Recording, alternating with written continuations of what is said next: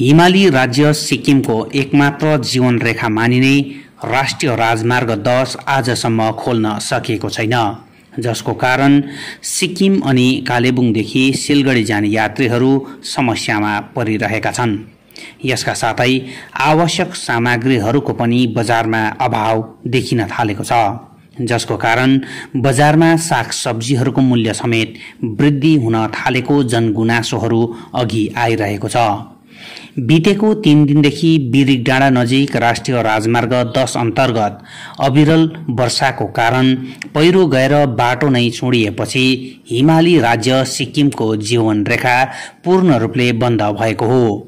पहिरोको कारण बाटो चुडिएपछि हाल पीडब्ल्यूडी हाइवे डिभिजनले यातायात सुचारू गर्नका निम्ति भित्ता कटिङ गर्ने कार्य जारी राखेको छ भने युद्ध स्तरमा कार्य गर्दा समेत यातायात भने बितेको 3 दिनदेखि सुचारू गर्न विभाग पूर्ण रूपले विफल बनेको छ।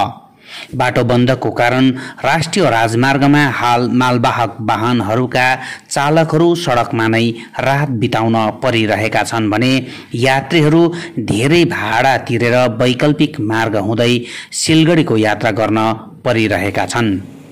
पहिरो गएर राष्ट्रिय राजमार्ग नै बितेको 3 दिनदेखि पूर्ण रूपले बन्द भएपछि उक्त पहिरोग्रस्त क्षेत्रको भ्रमणमा कालेबुङ जिल्लापाल आर विमलाले स्थलगत भ्रमण गरेर जानकारी लिएकी छन् भने उनले यातायात सुचारू गर्न विभागले तीव्र रूपमा कार्य गरिरहेको पनि जानकारी दिएकी छन्।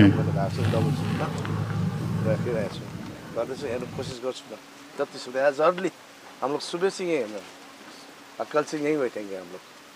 अच्छा ठीक है, आपको कुछ चाहिए तो मुझे बोल दीजिए। कोई मेकशिफ्ट अरेंजमेंट के लिए आप लोगों का रहने के लिए कुछ है? श्योर मैम, आप लोग का कोऑपरेशन तो है, इसलिए हम इजीली फोन कर सकते हैं आपको। ठीक है, आप बोल दीजिए।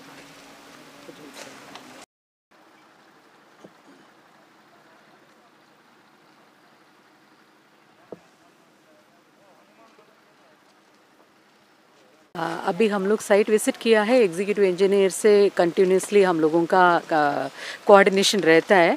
They are going to work 24 hours, so this is a massive work. So depending upon the nature of the hills, it may take time. We cannot assure within 2 days we will be able to complete, but we are trying our best. All our machineries are going to be engaged in this stretch. So as soon as possible we will be opening this stretch. Till then public will not be undergoing any kind of suffering. We are keeping the Lava route as well as the Darjeeling route in coordination with the GREF as well as Darjeeling police. So we will maintain the connectivity as smooth as possible. Ma'am, ये route कटने का reason क्या मिला आपको visit के? आप लोगों को पता है नेशनल हाईवे में बहुत स्ट्रेच ऐसे एक्टिवेटेड है, माने at any point of time landslide तो होता ही रहता था। अभी सडन स्पेल ऑफ रेन से इट माइट हैव हैपेंड। लेकिन ज़्यादातर आदमी लोग का कहना है कि जैसे एनएचपीसी का डैम जो हो गया उसके बावजूद इस्टा का जो वाटर लेवल है वो बढ़ गया, और इसी का बदौलत आपका जो NH10 का जो रोड है ज़्यादातर कटने का जो संभावना आ रहा है और कट भी रहा है, ये कहना है। ये सभी टेक्निकल इश्यूज है, ऐसे नहीं बोल सकते हैं। Let us work on making this road pliable. Thank you. एक विजिट भी किया था, ये छोड़ के दूसरा भी बहुत जगह ऐसे कटने वाला संभावना है। इससे थोड़ा आगे भी रोड है, ऐसे बहुत रोड है जो NHPC का डैम का जो अंडर जो डैम पड़ता है वो साइड में। कल ही मैं एक न्यूज़ किया था जो आपके सेठी जोड़ा के सामने, वो भी आपका जैसे आपका नेक्स्ट रेनी सीजन में वो रोड चला जाएगा।